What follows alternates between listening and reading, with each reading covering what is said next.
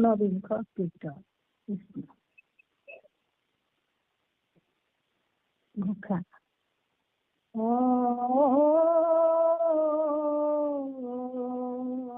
কাহে গৈলা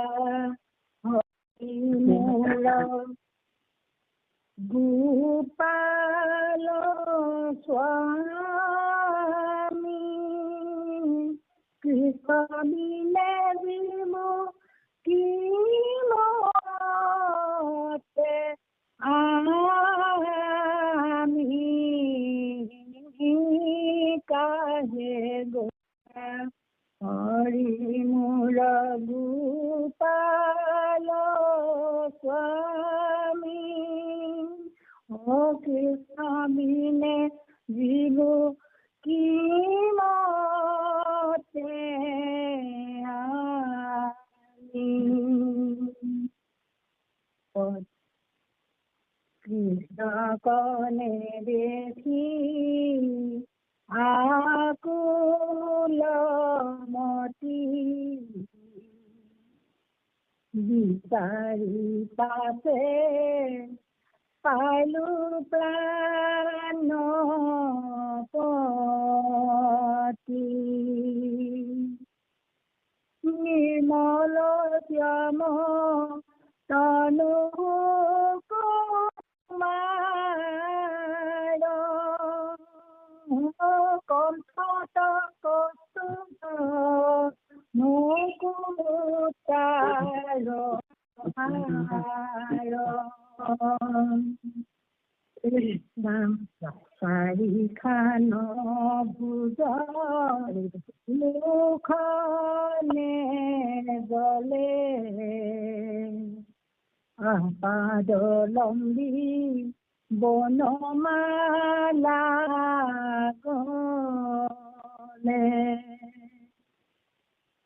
অৰুণ লোচন মুখ ৰখন,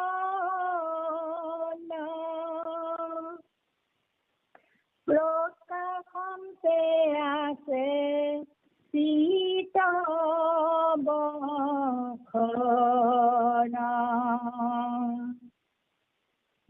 কুণ্ডল কৰ্ণে কৰে জনমল, কীৰ্তি ৰত্নৰ শিৰে উজ্জ্বল, নুপুৰে ৰঞ্জে পাদ পদ্ম কুশা, যাক দেখি মিলে মনে সন্তোষ,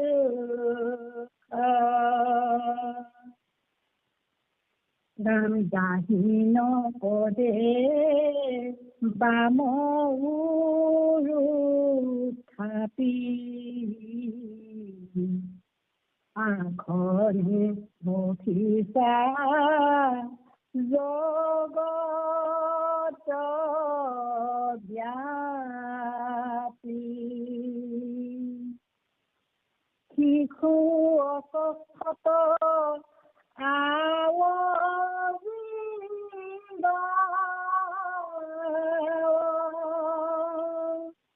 দেখিলো প্ৰভু পূৰ্ণানন্দ ভাব, ৰাম তাহি তাহাতে মৈতে মিলিলা আখি, নক দেখি কৃষ্ণে তুলিলা আখি, কান্দিলে লাগিলো প্ৰভুক চাই, ও প্ৰভু ধিলা মোক যাদৱ ৰায়, জানিলো ধব তোমাৰ চিত পুৰিব তোমাৰ মন বাঞ্ছিত আখিলা বখু পূৰ্বজনতে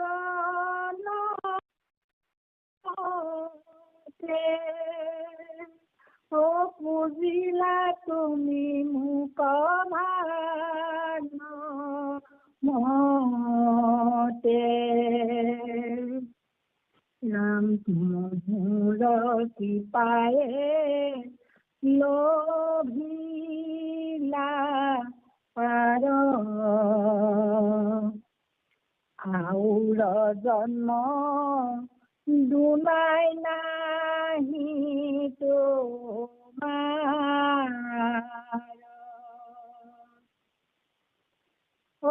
দিহ ভকতি জ্ঞান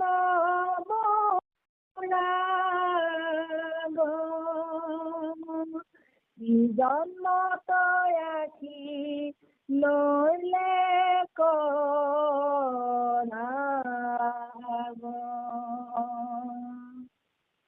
হেন কৃপা বাক্য শুনি স্বামীৰ শিহৰিল সবে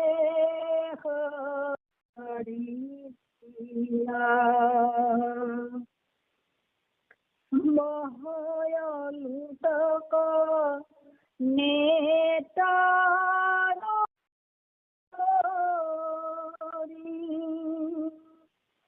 বুলিলো পাছে কীৰ্তঞ্জলি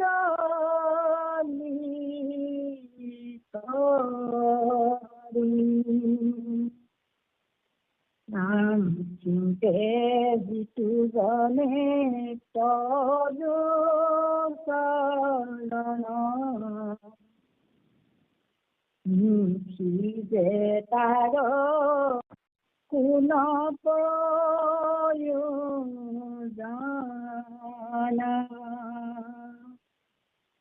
তথাপি একো বাঞ্ছা নাই মোৰ তোমাৰ চৰণ সেৱাত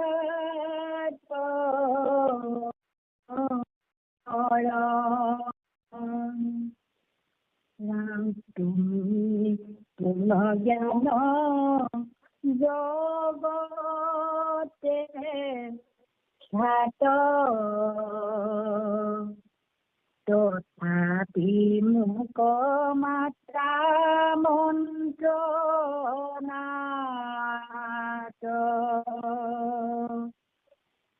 সুধা কথা যেন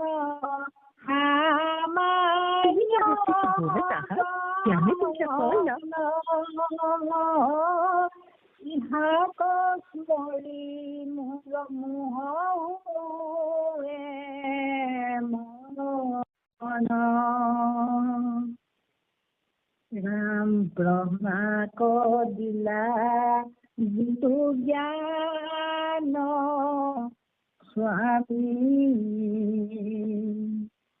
জানিলে যে যোগ্য আমি কহিও তেবে তাক ভগৱন্ত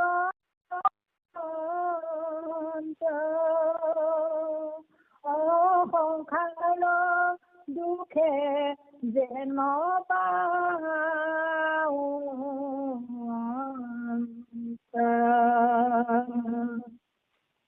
ৰাম হেন কুনি হৰি কৃপায়ে ফাঁচি কহিলা ৰহস্য জ্ঞান আখি পৰম প্ৰসাদ দিলান্ত স্বামী নমিলো পাছে প্ৰদক্ষিণে আমি ৰাম আহিলো পোক হুয়া কৃতা কৃতা কৃষ্ণৰ বিৰহে আতুৰ চিতা তোমাক এৰিয়া মৰিয়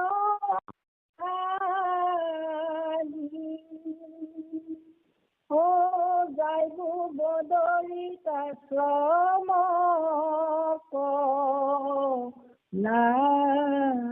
লাগি ৰাম তোমাত জ্ঞান কহিবা প্ৰতি বুলিলা মতে অকৰ দুপতি বিদুৰে সমে হেন কথা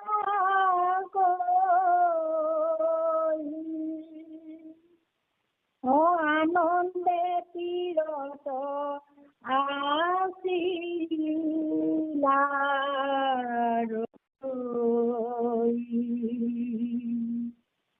ৰাম কথাতে পেলাই ল সমস্তে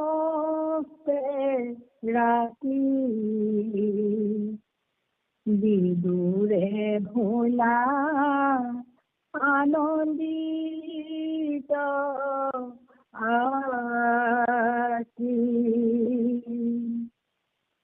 কৃষ্ণৰ কীৰ্তি শুনা সৰ্বলোক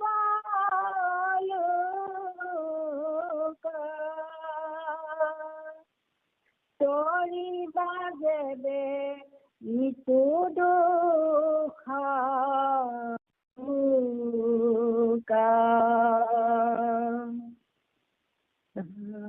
অন্তকে আখি ধৰিলে পৰা জানিয়া আল জাল এৰা কৃষ্ণৰ কিংকৰে কহে সাংকৰে ও হৰি হৰি বোলা সমস্ত নৰে কৃষ্ণ কৃষ্ণ কৃষ্ণ কৃষ্ণ কৃষ্ণ মাধৱ মাধৱ মাধৱ জয় গুৰু শঙ্কৰ সৰ্বগুণাকৰ যাকে নাহি কেউ পাও তোহাৰি শৰণ কৰে শত কোটি বাৰেক কৰহু প্ৰণাম আমাৰ জন্মৰ সেৱাৰ থলী নামামিত সন্ধানী সত্ৰত সমবেত হৈ মহাপুৰুষ কৃপালু গুৰুজনৰ বাংময় বাক্যময় মূৰ্তি কীৰ্তন পুথিৰ বৈকুণ্ঠ প্ৰয়াণ খণ্ডৰ 49 তথা শেষ কীৰ্তন ভাগী আজি সুন্দৰকৈ পাঠ কৰি আমাক সকলকে আনন্দ দিয়া দুৱৰাই আমাৰ সমল ব্যক্তি ডেকা বাপ আৰু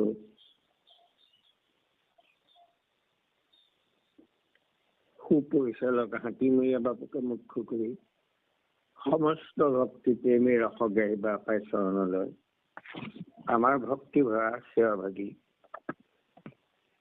নিবেদিছো।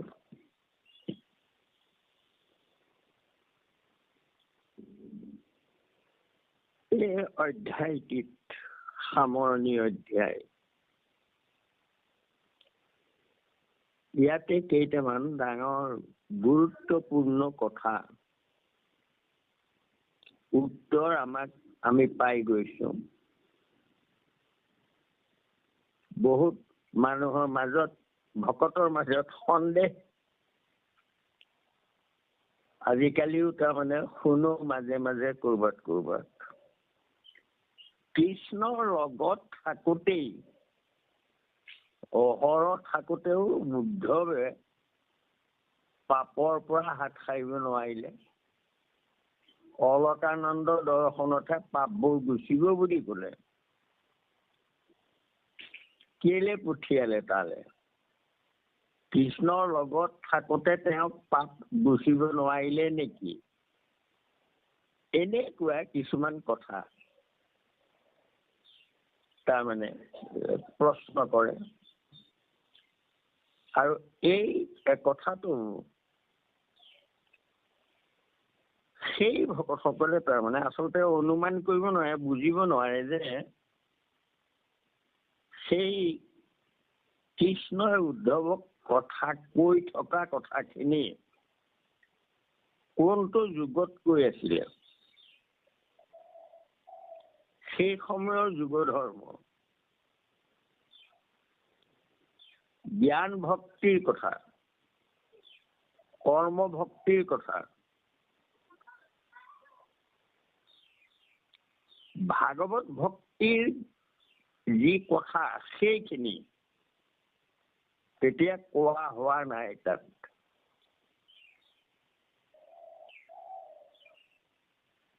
এই ভাগৱত ভক্তিৰ কথাটো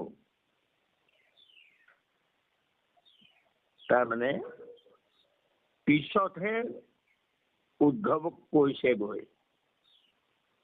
গতিকে সেই সময়ত জ্ঞান ভক্তি কৰ্ম ভক্তিৰ কথাই আছিলে। এই কথাখিনি ইয়াত এই অধ্যায়ত পৰিষ্কাৰ হৈছে।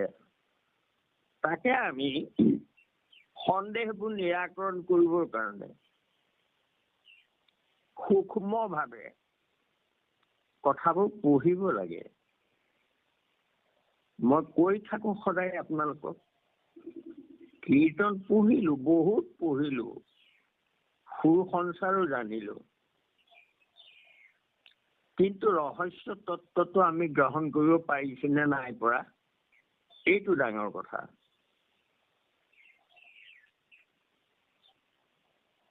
সূক্ষ্মাতি সূক্ষ্ম ৰূপে বিশ্লেষণ কৰি আমি উত্তৰবোৰ উলিয়াব লাগিব। যে কি নহওক, এতিয়া ইয়াত আপোনালোকে চাব, কাহা গৈল মোৰ গোপাল স্বামী কৃষ্ণ বিনে জীবু কিমতে আমি। বিদুৰক লগ পাই কৈছে, কেনি গল, কলৈ গল মোৰ প্ৰাণৰ কৃষ্ণ।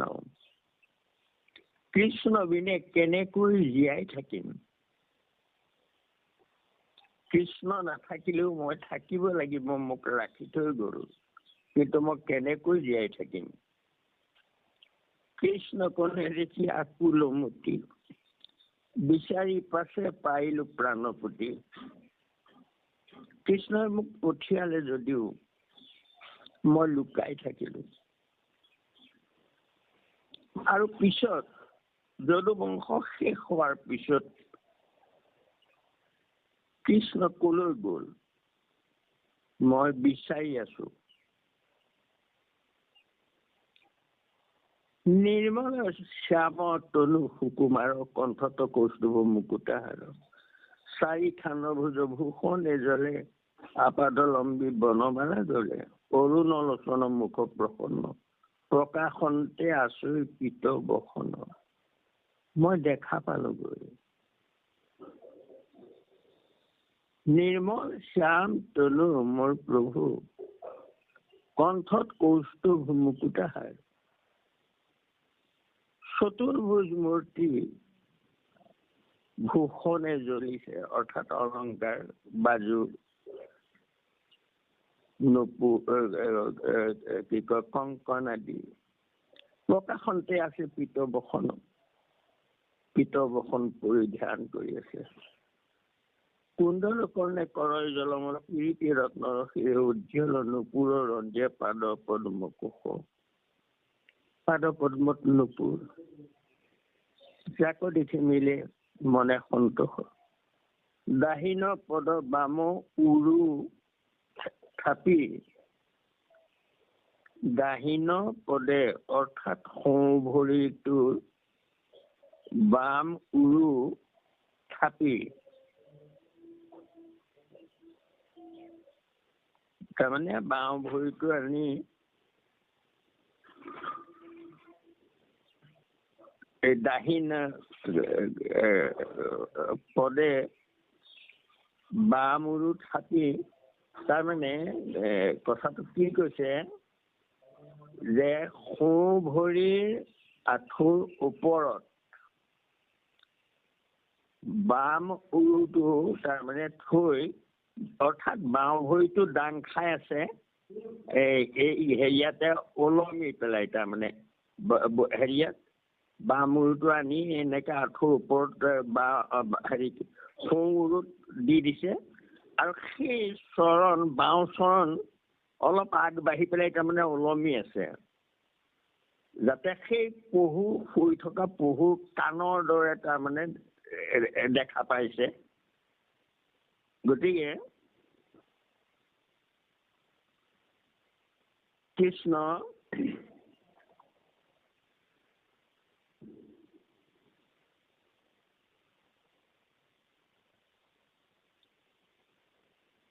শিশু অশ্বত্থটো আৱজি গাঁও, সেই শিশু অশ্বত্থ গছজোপাত আৱজি আছে। এনেই কথাটো মন কৰকচোন, কেনেকুৱা লাগিব, কেনেকৈ আৱজি আছে, উৰু বা সোঁ উৰুত বাওঁ উৰু থাপি।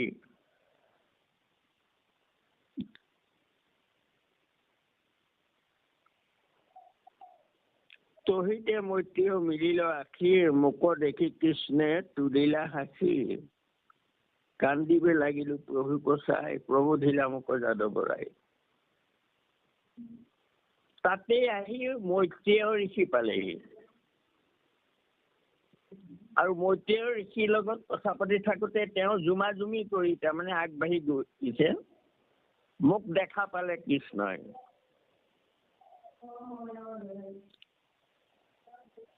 মোকো দেখি কৃষ্ণে তুলিলে হাসি, মোক দেখি কৃষ্ণই হাঁহিলে। হাঁহিটোত কি তাৎপৰ্য সোমাই আছে?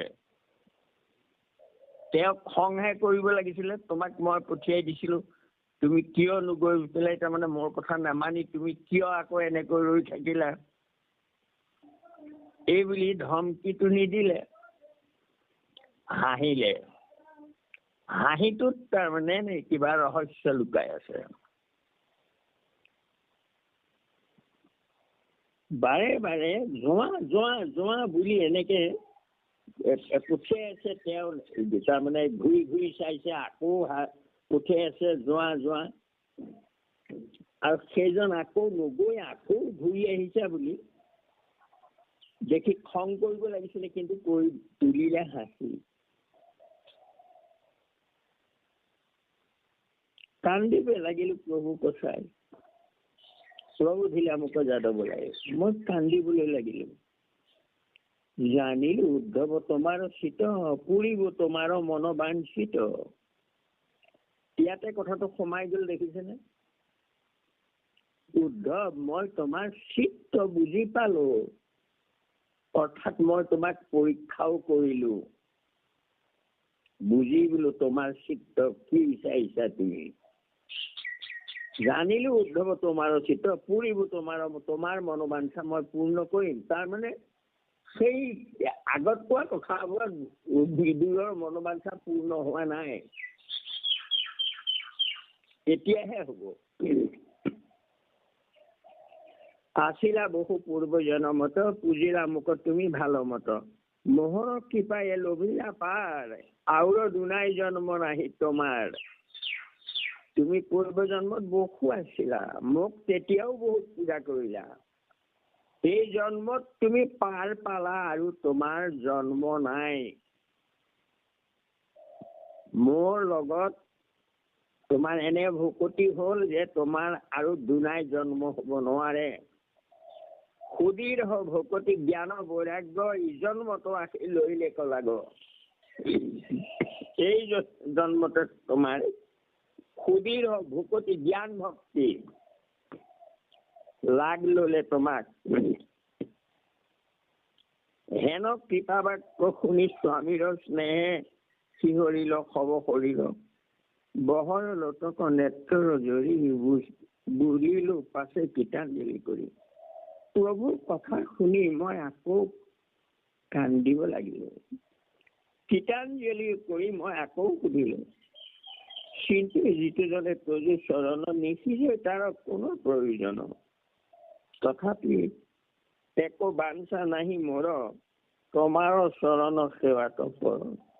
প্ৰভু তোমাৰ সেৱা কৰা জনৰ কি নেপায় তেওঁ, কি প্ৰয়োজন নেকি যে তোমাক চিন্তা কৰা জনৰ। তথাপি মই অন্য বাঞ্ছা কৰা নাই, তোমাৰ চৰণ সেৱাৰ বাহিৰে মই একোৱেই নিবিচাৰো। সেৱা কৰি থাকিবলৈ লাগে, তাকে কৰিবলৈ নাপাম, এইটো দুখ। তুমি পূৰ্ণ জ্ঞান জগতে খ্যাত, তথাপি মোক মাতা মন্ত্ৰণাত। তুমি পূৰ্ণ জ্ঞান, পূৰ্ণ ব্ৰহ্ম ভগৱন্ত, তথাপিতো তুমি মন্ত্ৰণা কৰিবলৈ মোক শুনা, উদ্ধৱ আমুকটো কি হব তামুকটো কি হব। সোধা কথা যেন সামান্য জন, ইহাকৰ স্মৰি মোৰ মোহ হৈ মন। এই কথাবোৰত মোৰ মনটো মোহিত হৈ যায়। ব্ৰহ্মাক দিলা যিটো জ্ঞান স্বামী, জানিবে যাবে যোগ্য হওঁ আমি। এই যে ভাগৱত ভক্তি, ব্ৰহ্মাক যিটো জ্ঞান দিছিলে, ভাগৱত জ্ঞান, ৰহস্য ভক্তিৰ জ্ঞান, ব্ৰহ্মাক যে কৈছে যিটো তজু আগে কৰিছো বেকত, এহি মোৰ নিজৰ ৰূপ জানা স্বৰূপত। শ্ৰৱণ কীৰ্তন মোৰ ৰহস্য ভকতি, আকেশে কৰিব মাত্ৰ ব্যৱক্ষা সম্প্ৰতি। ব্ৰহ্মাক কৈছিলে সেই কথাখিনি। গতিকে এতিয়া এই যে ৰহস্য ভকতি জ্ঞান ব্ৰহ্মাক দিছিলে, যিটো জ্ঞান দিছিলে, তাৰমানে সেই ভাগৱত ভক্তি নহয়, সেয়া ব্ৰহ্মাক দিয়া ভকতিটো উদ্ধৱক দিয়া নাই। মই কলো যে জ্ঞান ভক্তি আছিলে এয়া যুগ ধৰ্ম। আৰু এতিয়াহে তাৰমানে ভগৱন্তই তেওঁক সেই ব্ৰহ্মাৰ জ্ঞানটো দিয়া, জ্ঞানটো অৰ্থাৎ ভাগৱত ভক্তি সপ্ৰেম ভকতিৰ কথা দিলে। ব্ৰহ্মাক দিলা যিটো জ্ঞানত স্বামী, জানিবে যেবে যোগ্য হওঁ আমি। প্ৰভু মই যদি যোগ্য হওঁ তেন্তে মোক সেই জ্ঞানটো দিয়া। কহিও তেবে তাক ভগৱন্ত, পাওঁ প্ৰভু যেন দুখৰ অন্ত। মই এই দুখৰ অন্ত পাবৰ কাৰণে মোক সেই জ্ঞানটো দিয়া। হেন শুনি হৰি কৃপায় হাসি, কহিলা ৰহস্য জ্ঞান প্ৰকাশী। আৰু তেতিয়াহে সেই ৰহস্য জ্ঞানটো প্ৰকাশী কলে, পাওঁ যেন প্ৰভু দুখৰ অন্ত। তাৰমানে দুখ, বাৰে বাৰে সংসাৰত জন্ম হৈ থকা দুখটো তৰিবৰ কাৰণে, যাতে মই দুখৰ অন্ত হওঁ, হয়, তাৰ কাৰণে ব্ৰহ্মাক দিয়া জ্ঞানটো মোক দিয়া। ব্ৰহ্মাক কি জ্ঞান দিছিলে? যে সপ্ৰেম ভকতি। আৰু সেই সপ্ৰেম ভকতি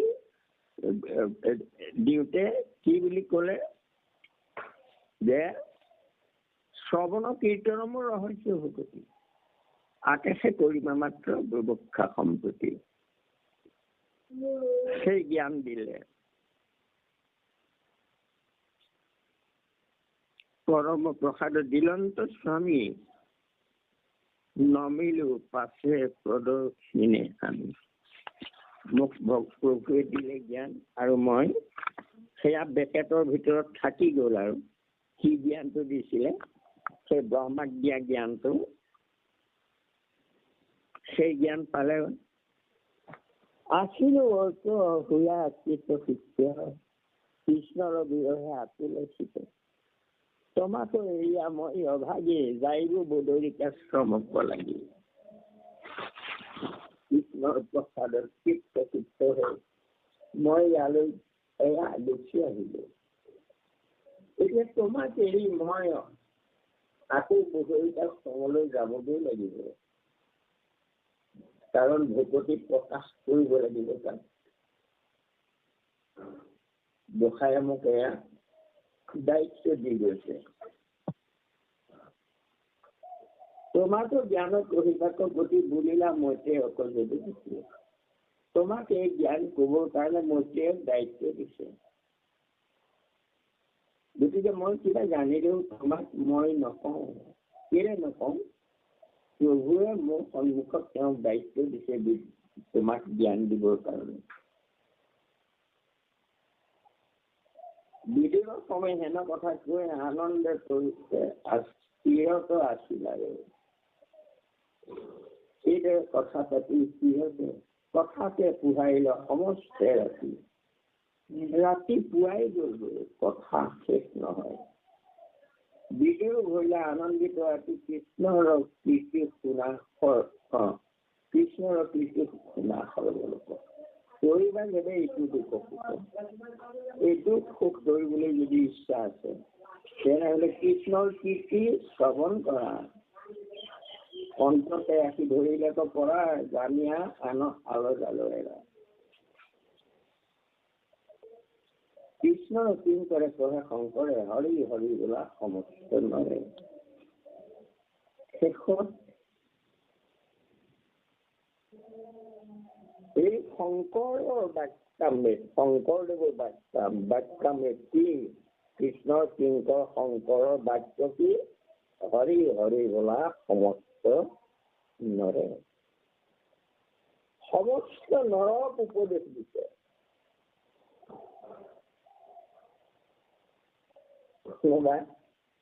বামুণ সুধীৰ এই বুলি কোৱা নাই। পৃথিৱীৰ নৰলোক এনে মহৎ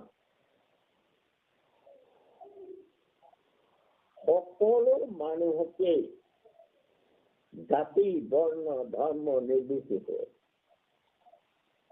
নৰৰ কল্যাণ খাবতা। তেওঁ জগতগুৰু কিয় নহব? নিজৰ নিজৰ ধৰ্ম মানি লবলৈ নিজৰ ভকতকহে উপদেশ দিয়ে, অন্য হেৰিয়ে। কিন্তু আমাৰ গুৰুজনে সমস্ত নৰক দিয়ে উপদেশ। সমস্ত লোকে বুলি কয়, সমস্ত নৰ বুলি কয়। গতিকে সেইজনক আমি কব লাগেনে যে তেওঁ জগত গুৰু? সমস্ত হুতত নমি বুলি কয় যিজনে। কৃষ্ণ মাধৱ মাধৱ, এয়া আমাৰ পৰম গুৰু। যে কি নহওক এইখিনি কথাকে আমি আলোচনা কৰিলো, পঢ়িলো, বুজিলো। পঢ়াই নহয়, আমি বুজিলো, আৰু বুজিবলৈ বাকী নাথাকে আৰু আমাৰ। আমি বুজি পালো বাৰু, এই কথাখিনি সম্পূৰ্ণ বুজি পালো। এতিয়া আৰু মনৰ লগত যুঁজাৰ কথাহে। আৰু মনত কেনেকৈ জয় কৰিব পাৰি এই সপ্ৰেম ভকতিৰ দ্বাৰা। লাহে লাহে ভকতিটো আমি বিয়পাই নিব লাগিব। প্ৰথমতে মানুহক, আৰু মই আৰু আগবঢ়াই দিওঁ, প্ৰথমতে ভকতে ভকতক কৰক, তাৰপিছত গৈ সেইটো লাহেকৈ সমস্ত মানুহক কৰিব। মানুহৰ পিছত লাহে লাহে জীৱ জন্তুবোৰলৈ নমাই নিব। ব্যক্তিৰ পৰ্যন্ত সমস্ততে ভগৱন্তৰ ৰূপ দৰ্শন হবগৈ লাগিব।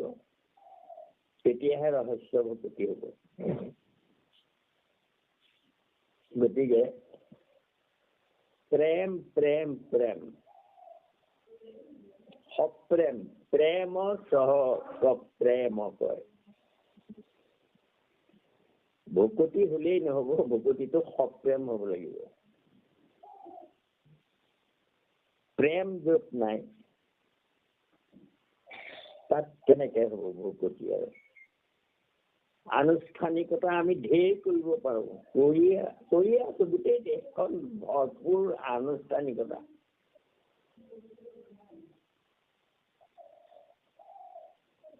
কৰ্ম কৰা সকলোৰে কোটি কোটি টকা জ্বলাই দিছে ঘিউ ঢালি, কিন্তু মানুহৰ দোষ দুখ পাপ এইবোৰ জ্বলাই দিব পৰা নাই ঘিউ।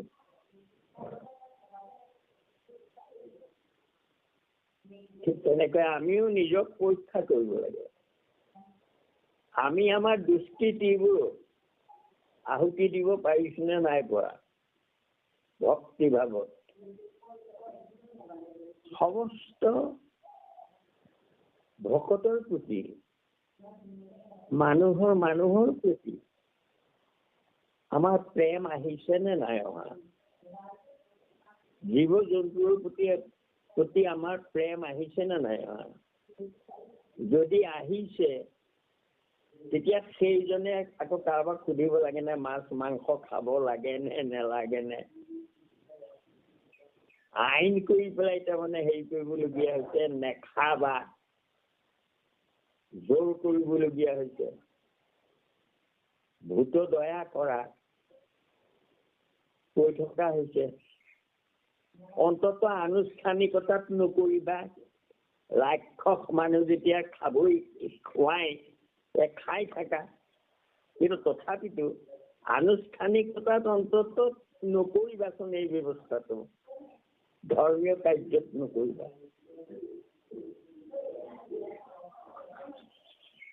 তাকো নাই, ফাঁকি দি আকৌ সেয়া ইয়াত আজিকালি মাছ মাংস নহলেই নহয়। আৰু কি কৰে, দুদিন আগত তাৰমানে ৰিচিপশ্যন পিছত কৰে, বা আগত কৰে। আগততো নকৰে, পিছত কৰিবলৈ থয়, কাৰণ মাছ মাংসতে খুৱাব পাৰিব। গতিকে এনেকুৱা কথাবোৰ, এইবোৰ তাৰমানে মোৰ ওচৰলৈ ফোন আহে বাৰে বাৰে, এইটো কি কৰিম আমি, কি নকৰিম।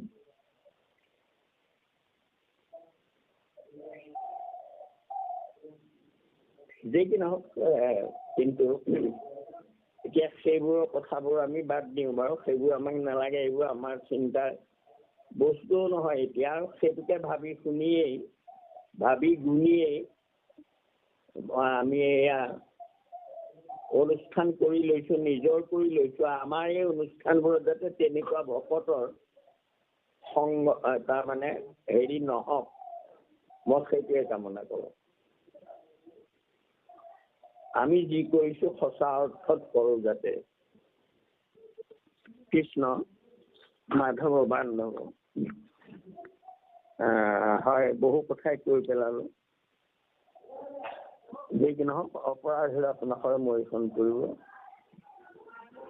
কোটি কোটি ঘৰৰ অপৰাধীকে কৰো মৰি দূৰ ৰাখয়, সেই হৰি মুখত ৰাখয় নমানি ক্ষমিও কৃপা মই, ক্ষমিও কৃপা মই। শ্ৰীমন্ত শংকৰ হৰি ভকতৰ জানা যেন কল্পতৰু তাহান্ত বিনাই নাই নাই নাই। আমাৰ পৰম গুৰু, আমাৰ পৰম গুৰু, আমাৰ পৰম গুৰু কৃষ্ণ মাধৱ। কৃষ্ণ দুৱাৰাই সামৰি দিয়া কৃষ্ণ মাধৱ। ৰাম অন্তকে ৰাখি ধৰিলে পৰা জানিয়া আলো জালো এৰা কৃষ্ণৰ কিংকৰে কহে শংকৰে অ হৰি হৰি বোলা সমস্ত নৰে হৰি ৰাম ৰাম ৰাম কৃষ্ণ জয় ৰাম জয় নাৰায়ণ